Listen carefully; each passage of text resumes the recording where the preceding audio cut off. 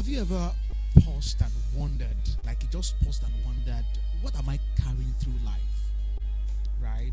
Why do certain habits, patterns seem to follow me, or certain habits seem to follow me everywhere, and it just seems to sort of like, it just follows you everywhere? And truth is, sometimes many of us are living through life with certain patterns, habits, things in our life passed down from several generations behind.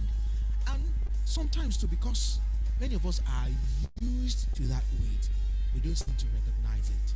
But tonight we're going to be uncovering the truth about cycles. Last week we including which includes myself and Pastor Isaac Kolaoli, we looked at things from the physical health perspective, and thanks to Dr. Chidiwu, with whose material we used when he was talking about how to treat diseases, how to reverse causes of diseases simply by change of lifestyle or change in lifestyle. And we thank God that went well. But tonight we are taking on a different angle, and it's from the angle of looking at things psychological. Looking at patterns, recognizing patterns, breaking patterns from the angle of psychology. How to dig deep within our minds and to find those things within ourselves and to find solutions to break them and to move forward, and so that our lives can really make meaning and be meaningful, and we can do great things with our lives. And it's on that note again, I want to welcome you to this edition of World Bank Kingdom Conversation live here at the Bridge Network City Church. Such a pleasure to be here, and such a pleasure to know that you're watching this. Special thanks to everyone who continues to share this, to see this, to watch us every week and out. And today, as always, I'm not alone. I have a very special guest. Yes, he's special, but he's not a stranger to us. Please make welcome Dr. Michael. Hi.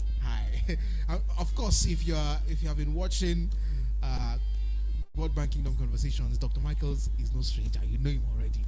So there will be need to go through all of that. Of course, you know his profile is robust. Yes, and of course he's a big man too. We've been seeing him lately on social media. Just he's doing things. Dr. Michaels is doing things, but we are not. We'll see to that later. Good evening. Good evening. Good evening. Cycles, patterns, psychology of change. I think I'd like to start with this general saying that history does repeat itself. And I'm wondering, okay, why, right? Because common sense will just say that if this happened, okay, for example, let's take, World War I happened. We saw the atrocity that caused. But then World War II came. And we are in a day and age where the echoes of World War III is looming, nations against nations, and you just wonder why these things happen. And that's on a global scale, not to talk about national, not to talk about personal lives. So let's start from there. Why does history repeat itself? Life is meant to be a cycle. Okay, life is meant to be a cycle. Okay. Even like in the tree is the seed. Then the seed gives rise to the tree. Then the tree gives rise to the seed. Then human beings give birth to children give birth.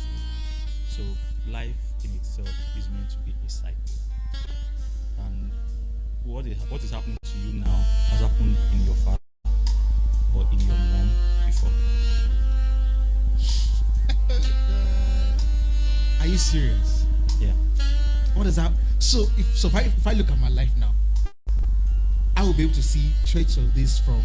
Yes. Why is that so? Even though we've established that life is meant to be in cycles, from the seed it goes into, it dies into the soil, then it grows into a tree, it falls down, there's that part again. But looking at human beings, I'm thinking that because of course we are not like sort of automated, where even though we have systems that guide everything that we do, digestive system, reproductive system that guides everything that we do for living, I'm thinking that a human being with a brain, right, I don't know. I'm just curious right now. Why so? Yeah, these are nice questions, because human beings forget about the beauty, how handsome the guy is. Human beings are not really different from computers. Like human beings are like information beings. That's what I call it. Information beings. So parents end up saying what their parents used to say, Good. and then they say it to their children. So the same, and words give birth to life. So as those words are repeated, then the lifestyle of the parents is giving life. Is like in the form of a seed in the life of a child, and then they speak those same programming words with or without them knowing, and then it gives rise to life, the same life in the parents. So from your own experience, does this thing happen consciously or unconsciously? Both.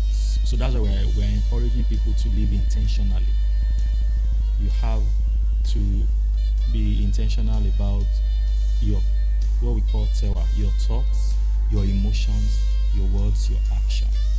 You're not different from a programming being, or a being that can be programmed. Forget about I have brain. Whatever all the things you did today, you were programmed to do them.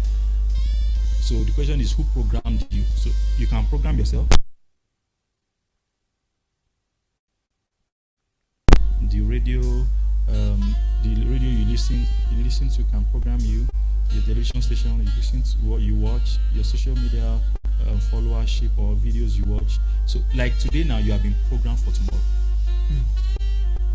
And all the things you saw today, they are already recorded. They've been recorded so that they can produce your tomorrow. So already, what your tomorrow is going to be, we can easily know through the pattern of words you say, the pattern of thoughts you have, the pattern of emotions you have, because life is a cycle. So you will just keep on repeating them. The pattern of actions you take will eventually give rise to the same life. So we tell people that you cannot keep on doing the same thing over and over again and then expect a different result in the name of being hopeful.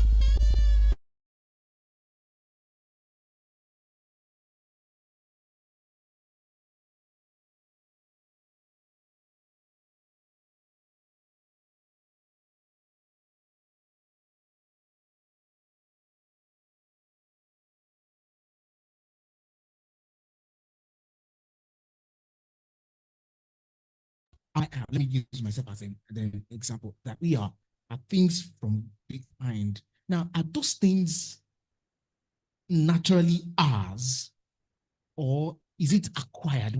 How do you differentiate it? Okay, I was so, for example, when God created me mind, did He create all of those things with it, or is it just that by way of system or by the way of cycle of life, it's what I've now acquired? Okay, so there's only one source, and everybody is from one source. Every person, everything is from one source. So that then affirms the fact that life is a cycle. There's only one source. Number two is that there is the ideal picture of how things are supposed to be. There is also, you can decide to create your own picture and abandon the ideal. That's where choice comes in. But how can you make a well-informed decision or choice if you don't have a robust kind of knowledge? And there's only one knowledge, and that's knowledge about yourself. So knowledge about yourself. So I tell people that even if you have the knowledge of God alone and you don't transform it into the knowledge about yourself, that's religion. Please say it again. If you have the knowledge of God or knowledge about God, how He does things, but it does not lead you to the knowledge about yourself, then that's just pure religion. And the question is, do you just want to be religion, or who talks about religion, or you want to really have results in life? Because if you have the knowledge of God or about God and it does not lead you to knowing yourself, you will not have results. You will keep on having religion. you won't be happy. You will not be happy. The knowledge of God, because there's a purpose to knowing God, and that's to leading you to knowing more about yourself. My goodness. So now the question that I will ask now is, how do we recognize a cycle or a pattern? And that's why I initially asked that everything that was passed down, is it my own? Yeah, that's why I said you can abandon the ideal picture.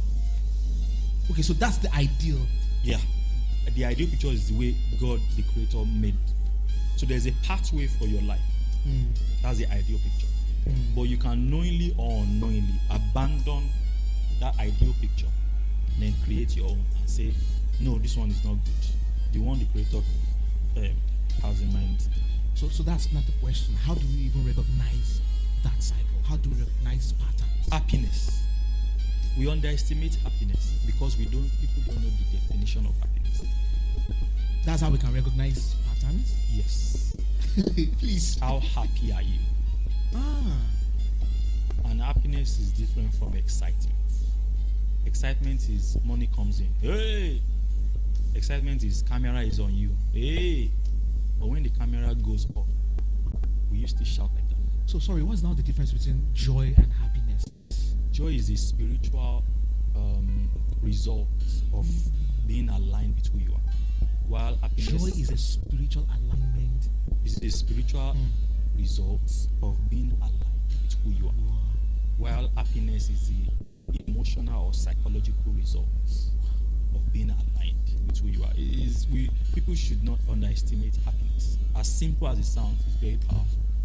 How happy are you? A happy life is a highly productive life. That's why rich people, wealthy people, they make sure they have dinners, they have parties. And then the other set of people, which I don't want to even mention, look at them and say, you guys waste billions of dollars doing what? Or billions of naira. But then someone will argue that spending money at parties and trying to flex does not really define happiness. What will be your response to that? What if you are aligned with who you are and then you go to such parties? But happiness. Just by checking out if you're really happy. Is a pathway, is a trigger for creativity, for innovation. True creativity, true innovation. The kind of innovation that can shake the world, the kind of innovation that can transform people's lives comes from happiness. Okay. What about environmental factors? So, for example, let's say that as a typical, of course, I live in this part of the world where you never know what will happen tomorrow. They can tell you that the price of this has gone up, and of course, don't you think that will also affect? I don't live here, so I tweeted that physical reality is a mirage, does not exist. Wait, I want to be practical as possible. I'm as practical as physical possible. Reality is a mirage, so it does not exist. So wait now, I earn 20,000 naira as a that's a reflection of your inner reality. Okay. let's still look at it on physical. I earn 20,000 naira per month. I calculate that my transport fare, going by the level of fuel, which determines the price of transport I will take to work, is 10,000 naira. So I have, after 20,000 naira, I have 10,000 naira to take transport out of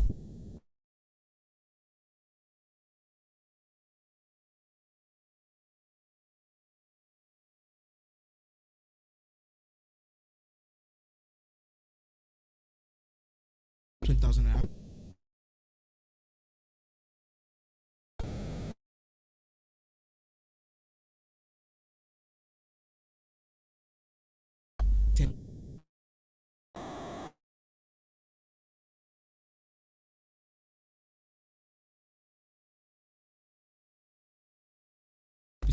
The amount of money coming into your pocket. Please explain that better. Your current reality was created by you. Wow. So as I'm sitting down here now, I created that reality. No, your current reality, your current situation, either financially, maritally, relationship, what is it, workplace, was created by you. Like, you literally have a belief that aligns. How can somebody? So I don't live in this country. Okay. So whatever is happening in this country, if you get what I mean, I don't live in this country. Meaning, whatever is happening in this country cannot, psychologically, it cannot affect me. Okay. So because physical reality is a mirage, it does not exist. It's a mirror image of our inner reality. The question is, the inner reality you have, is it aligned with what you want? Is it aligned with who you are? So outside church, we say that when we come to church, we explain that for believers need to know that Christ is your inner reality. How did Christ think? How did he talk?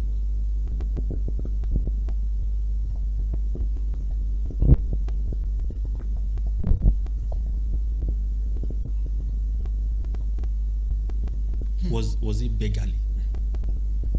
Did he beg people? Was he at the mercy of life? Even when he didn't have more, when there was quote and unquote, not sure, like money, when he wanted to pay, when there was need for money to pay Peter's stuff, he even took money from a fish.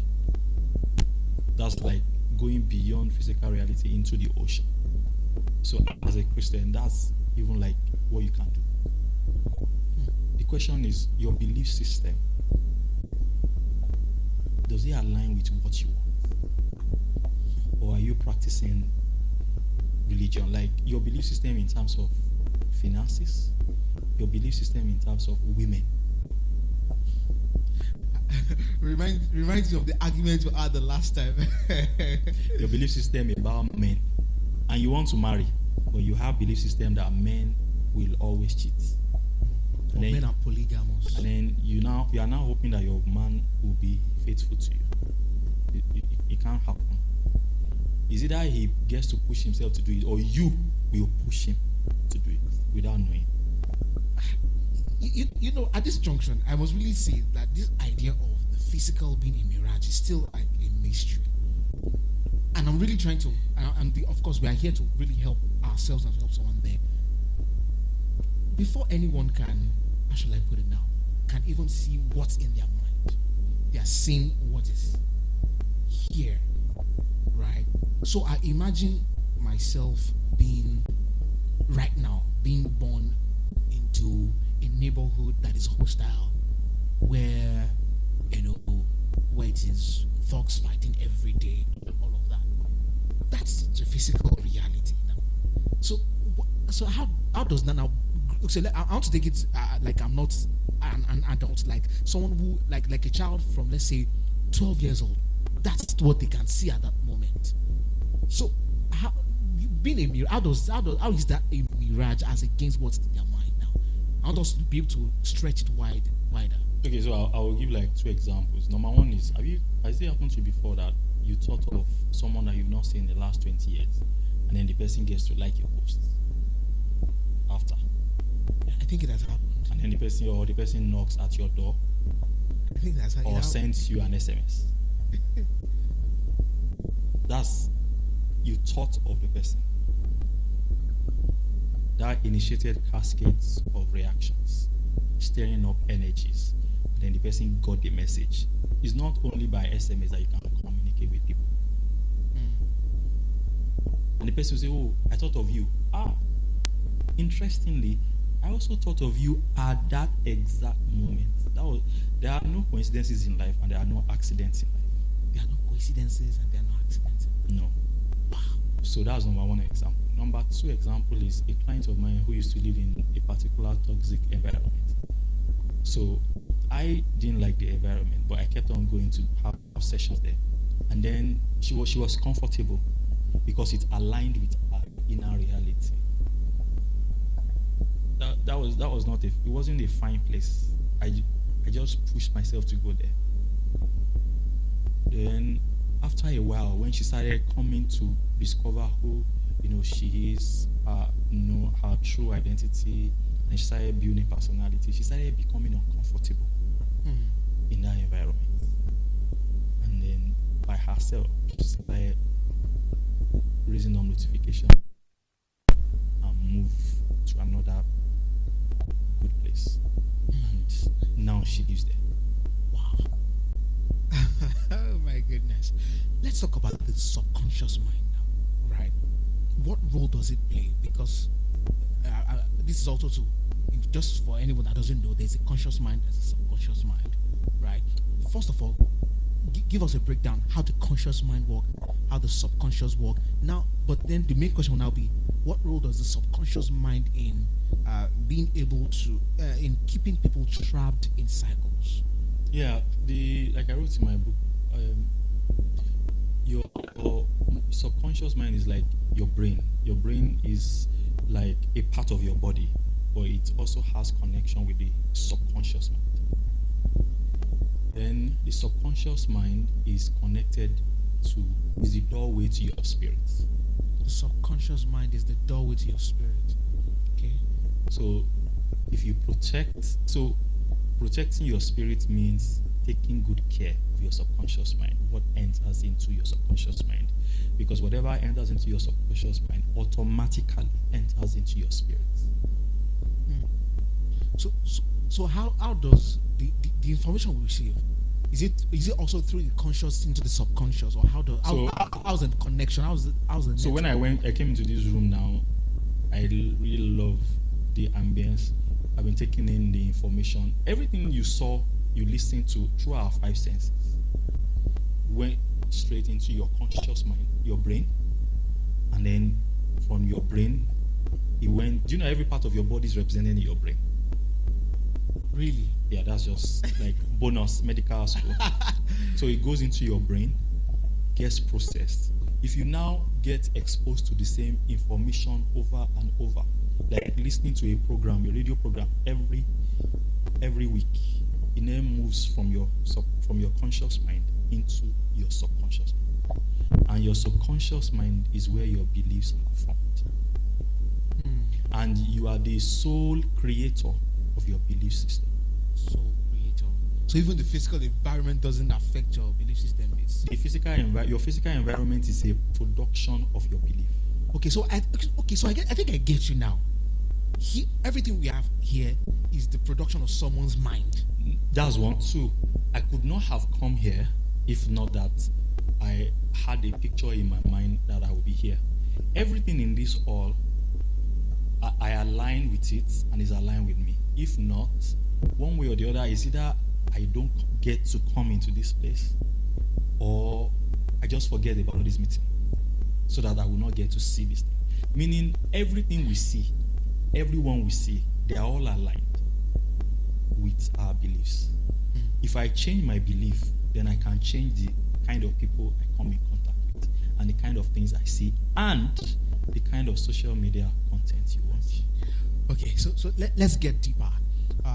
And this time around, I would like you to look at it from the point of doom scrolling. I don't know if you heard that doom scrolling, addiction, and all of that. And the question is that, why do people go back to what breaks them, even when they know better? No, they don't know. That's the situation we are trying to encourage people. Really? We keep on thinking like human beings they're like independent beings, and they are like the ones taking their decisions. No, it's their beliefs, and beliefs are formed with or without your permission. So currently, you have beliefs right now that you are not aware of. And if you want to know your beliefs, all we need to do is check your life. What's happening in your life? Do you have money in your pocket? Then that's your belief. You are not supposed to have money. That's your belief. Are you serious? And you are not aware. So even you pray in church, but your belief is canceling the prayer. Are you serious? I'm very serious. Because the reason I'm asking, I'm being like this is because I'm also trying to take it to my own personal life, because I just look at at some seasons like you're really broke, and I'm wondering, okay, is it really? Now I'm trying to balance it, like, okay, could I have thought about the fact that I don't have money in my mind, and so I don't have money. Like all those skits that people, if I just say sir, in a skit, I will never watch it. I'll just scroll because you will introduce that word into my consciousness. SAPA. Okay. I can never say it. Yeah. Poverty. I just have to say it. But you will never hear me say it on a daily basis. Because you keep on talking about it. It comes into your consciousness, which is an incorporation of your subconscious mind. And then it forms your reality. What kind of words do you have? I on Twitter page, I ask people, they should delete the word, they should allow only the word possible. Because anything is actually possible. And you considering what is not possible is not you being responsible, it's you being irresponsible. You thinking and talking about poverty is not you being responsible, it's you being irresponsible. How can you talk about poverty and you are wondering why you are poor? Why do you think rich people are very careful with who they associate with? Why do you think they make sure that their children end up marrying? Okay, on this thing again, I'm really curious, right? So you have someone who wants to break out of, let's say, someone is trying to break out of a sort of a poverty cycle, and of course they are putting in the work, they're doing this job, ensuring that they are able to learn more skills, do all of that. But it just seems as though something is not moving. It just feels as though something is not working. Some, try to achieve, if you set goals, it looks as if they can't be achieved. Yeah, because the person is putting the cart before the horse. Hard work should not come first. Hard work should be a result of what you have thought of. So when you wake up in the morning, you don't just jump. Even before you pray, how can you enter the presence of a king without articulating your thoughts? So before starting your day, you need to you need to plan how the whole day, not like plan, picture the whole day. What will Mr. Kayode say when he sees me? When I go through the main gate, who do I want to see? You'll be surprised that day, that's the exact person you're going to see. What do I want Mr. Lagbaja to say to me when he sees me? You picture the whole day. Feel like you can play it all over again. And then imagine you now entering into the place of prayer after that. So more like everything starts and begins in the mind. Because God gave us a subconscious mind to be able to create. So unknowingly, you have been creating you created your current situation, even your current physical health. You are not going to hear me talk about diseases, even though I'm a doctor. Why should I mention diseases too, and then I project them into your consciousness? Why don't I talk about physical health? So even during COVID period, because I'm on one prominent doctors group page, and I told them that they should stop telling people how not to die. Because by telling people how not to die, the word death, you are projecting it into their consciousness. Why don't you talk about how to live? Because even though we were taught how to cure diseases, we were also taught how to help people live in health. People don't have to be sick, and you don't have to be sick for a doctor to make money. We read a lot to help people live in health. You can make money from that. So people don't have to be sick. And for you to now say it is normal. No. Why don't you say it is normal to be healthy? And then you will live healthy for the rest of your life. Man. Why will you ever say, in this Nigeria, don't let me even say it. I believe in this Nigeria, everywhere is safe. Every person is good. Every person has good intentions. They love me. They always like me. They always receive me. They always help me. My destiny helpers, or don't let me say destiny, because that's what people say. My helpers are everywhere. Men are good. Women are good. As I say those things, it is only good people and good men and women that will come into my circle. I'm not invalidating the other stuff, but it's just that in my own life, I just want good people. And throughout that day, it's only good people. Healthy people. Everybody is healthy. As I say, everybody is healthy.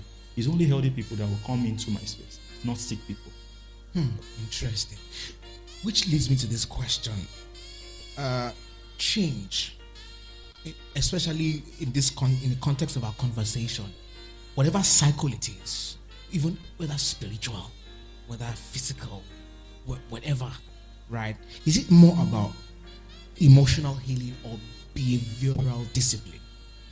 No, I think it's an error to compartmentalize things. A human being is a spiritual being with a soul living in the body. Somebody went ahead to say your spirit creates, your soul manifests, and then your body gets to experience it. Your physical health state is a result of what is going on in your emotions. Your soul is made up of your thoughts and your emotions. What kind of thoughts do you have? Are you always thinking about people being sick or people being healthy? What kind of pictures do you feed your thoughts, your mind every day? We think 50,000 to 70,000 thoughts every day. Why don't you make like 98% of that to be about good things? To be able to have holistic health, you must be able to talk about spiritual health, psychological health, and then physical health. And you said, why do people engage in things that they know? When people are that break them, even though they look like they should know better. When people are in a terrible state, in a not too good state, they tend to go deeper. When people are stressed, they tend to feed more on negative videos about something bad that happened. If you have noticed, the negative tweets that you read usually happens when you don't feel good. And then whenever you feel good, you discover that you don't linger or read those negative stuff. So those people, they are already in a terrible psychological state, but they are not aware. So they are drawn more. Like we ask them, like, can you work on reducing negative news? But their argument is valid. People want to listen to negative news. Like some people just say, why are bad things? Why are we having good things everywhere? Why is there no drama? There should be drama. There should be drama somewhere. Just like women, with due respect to you. So good things too can be dramatic. I think, well, because I've been I think I still regard myself as a journalist. For me, it's still information. I think I'm just trying to be on the defense now. This is me being defensive now. I think that journalists just have one responsibility to present information to the people in a way that is objective. Do with it what you want. To what end? That's you trusting that the people you are presenting to have enough intelligence to be able to see through the noise and be able to not injure themselves, because you can injure people with information. Instead of you talking about describing something bad in detail, can you just say something bad happened? By just saying something bad happened, you ended up putting the mind in a vague state, because something bad happened. The mind can't picture anything. But if you now go into details, you now want to give so the mind is getting the information, and the mind, by God, has incredible ability to be able to complete this cycle. So it therefore brings that, what you just heard, into reality. So all those people who listen to, hey, they did this, they did that. What is going on in their mind? They're picturing those things taking place in their lives. So even as journalists, you guys need to be very, very careful in the process of wanting to be artistic, wanting to be professional.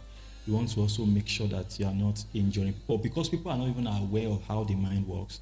They're not aware that they are being injured. Okay, I'd like to also ask: is there such a thing as spiritual dimension to psychological cycle? Yes, no, but before it becomes spiritual, we have to first of all be like psychological. So from physical to psychological to spiritual, then if the spiritual if there's an information coming from the spiritual realm, the spirit receives it first and then gets to pass it on to the mind, and then the mind passes it on to the body. So there are like two pathways from the spirit realm. Information can come from there. Information is the highest commodity in the world. So information can come from spiritual realm. Information can come from physical realm. So what kind of information are you getting yourself exposed to spiritually? What kind of information are you getting yourself exposed to physically? Because they will all converge in the mind. The mind is the processor to process the information and then release it into the body for a physical experience. So here now, I want us to be as practical as possible, looking at real life scenarios. I want us to take a look at the cycle of poverty. So for example, let's say that I just wake up one day, I realize that, I just realized that, and this is, for example, please, I realized that my grandfather didn't live much financially. Yeah. So I tried to look for stories. They told me that my grandfather was actually a good man, but he was someone who was simple, but he wasn't extravagant. And then I'm looking at my father too. He's just someone. He's just there, right? And I want to be rich. Just like we established at the beginning, that everyone has to come to a place where they are intentional enough about their life to know themselves, right? Now, not that I know myself, that I want to be rich. Where do I begin? How do I, break away from that pattern? To break the cycle of poverty, you must be able to investigate your lineage as much as possible. Because your lineage is already in your genetics. So already genetically, you are compromised. Can I say that's one of the most violating things I've heard today? Like, I didn't even ask to be born, please. And then I still have to inherit things from my lineage. So from like day zero, you already have them in your lineage. But genetics needs environmental factors. This is on a lighter mode. Does that mean that everyone is born violated? Yeah, in one way or the other. Oh goodness. In one way or the other. So in order to be able to break the cycle of poverty, you must be able to investigate your lineage. Check out their belief system. Check out what they have been feeding themselves with in terms of knowledge, their thought processes. Just listen to the way your dad thinks. Listen to the way your mom thinks. Listen to the way that had easy emotion, to actions. The same thing with mom. You already have those things inside you. Because how can you solve a problem that you don't even how can you solve a problem you are not even aware of? So by investigating your lineage, you are able to now know what to work on. Another thing you want to do is to start making sure that you only get yourself exposed to only positive things. As simple as that sounds, it's very, very powerful and very, very practical. You want to stop associating yourself with people who feel Nigeria is not safe. The world is not safe. The world is very safe. The world has always been like this. It will forever be like this. So you want to be careful not to say, I want to save the world. Save yourself, and you would have succeeded in saving the world. So let's look at things from the emotional things now. It was recently that I was listening to some preacher, and I was talking about Moses in the Bible, how the Bible described him as a meek man.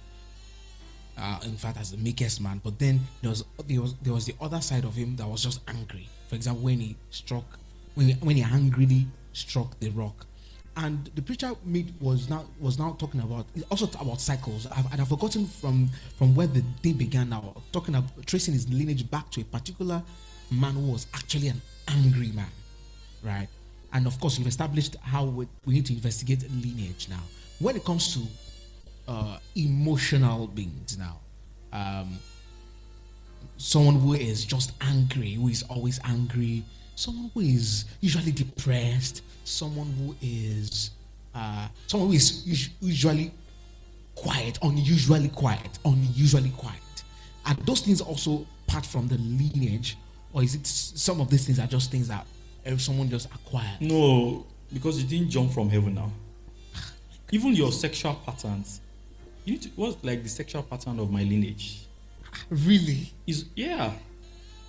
Because you didn't jump from anywhere. Whatever sexual performance or sexual skill you have now, whatever sexual stuff you are going through right now, somebody in your lineage has gone through it, experienced it. You are literally living out echoes of the, you understand? So you want to be able to understand your family. That's why the LRN system has to be brought back.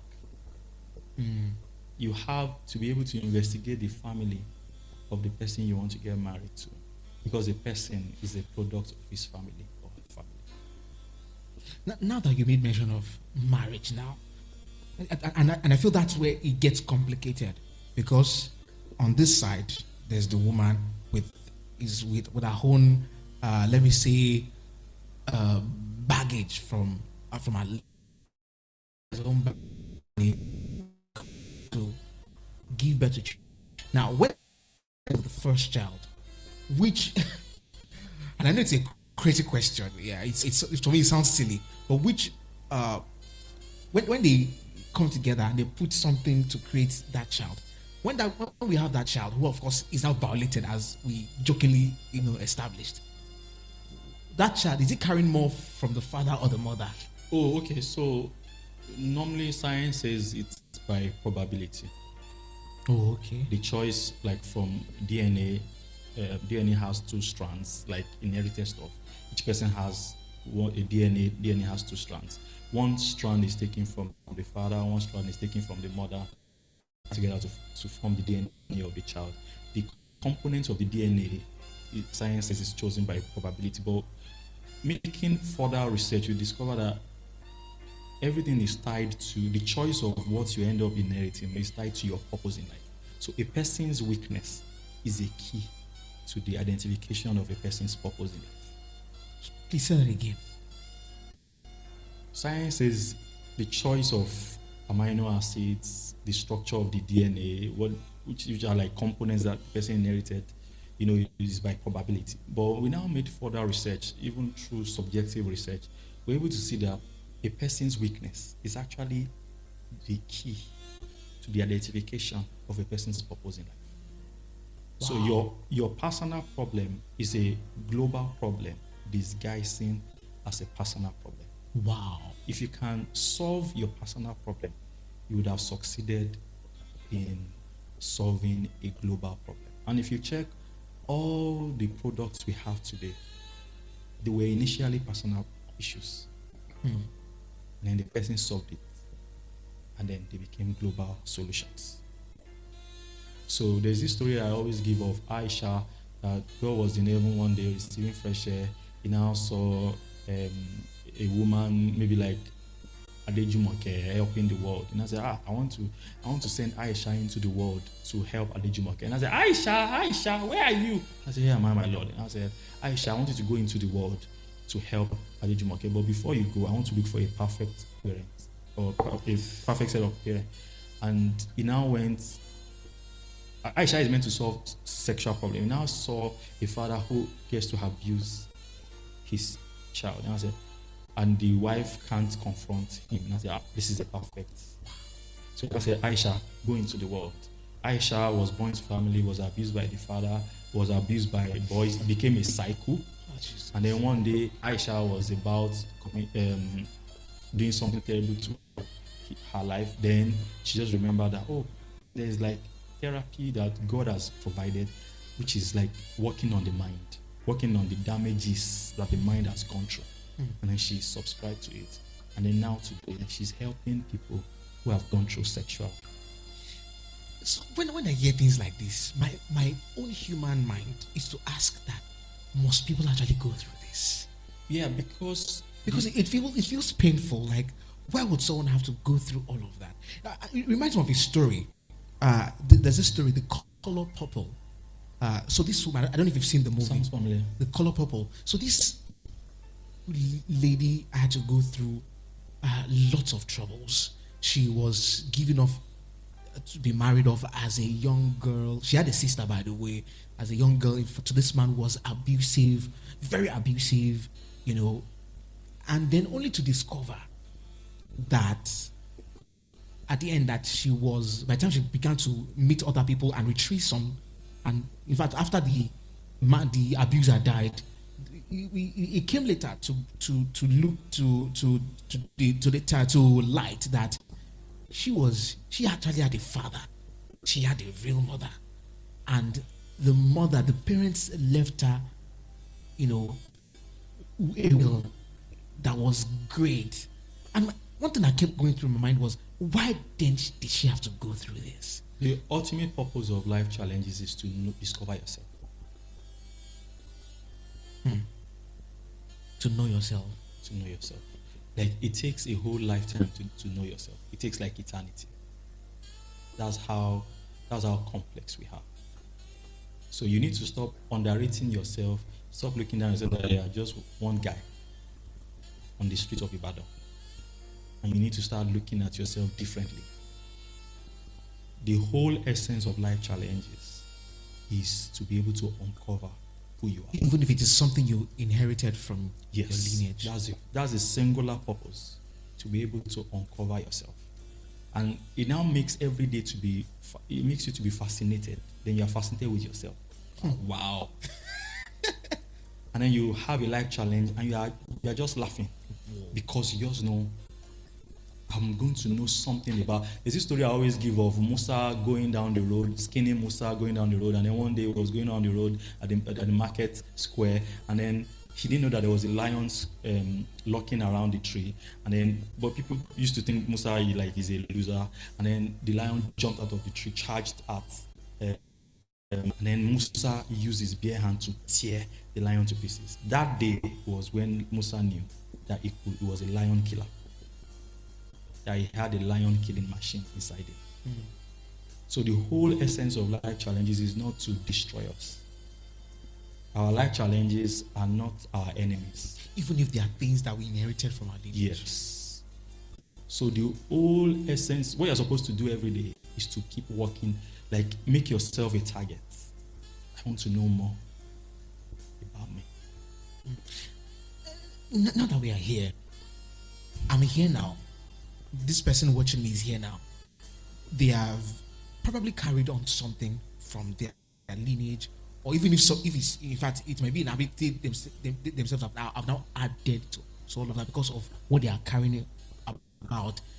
In order to be taught that, in order not to, so that we won't pass it on to the children, or for anyone who has just given birth, or who are raising children, for a couple who are raising children, how can we live conscious lives such that we are careful not to pass on the things that were handed to us years ago, so that we can give birth to children who can or are able to make their choices about where and how their life will go?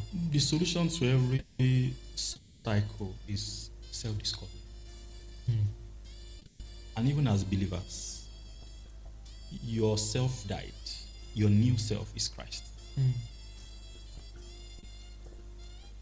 So, we are beginning to encourage people to prioritize self-discovery. If you prioritize self-discovery, you will not have time to gossip. Sorry, just to hold you there.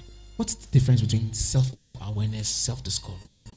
Self-awareness is coming to terms, coming to a realization of who you are, things about yourself, being aware of the good, the bad, and the ugly about yourself. So self-awareness is more under self-discovery. So self-awareness is under self-discovery. It's one of the steps under self-discovery.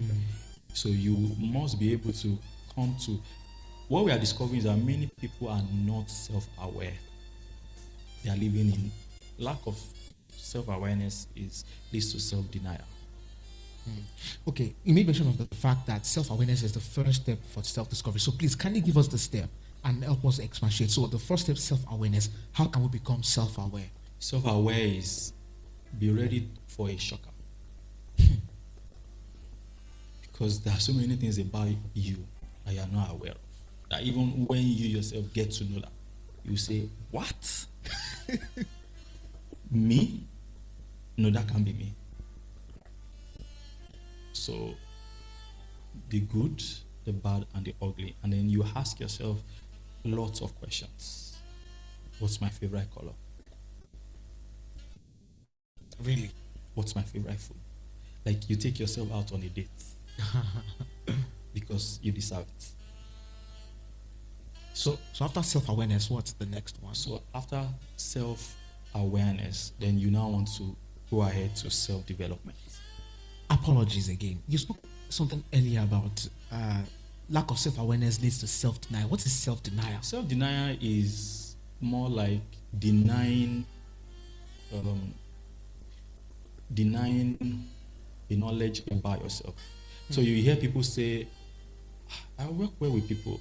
I don't know where you got it from that I'm very bad with working with you. If you ask anybody who has worked with me, you get to ask them. They will tell you that they had like a great time.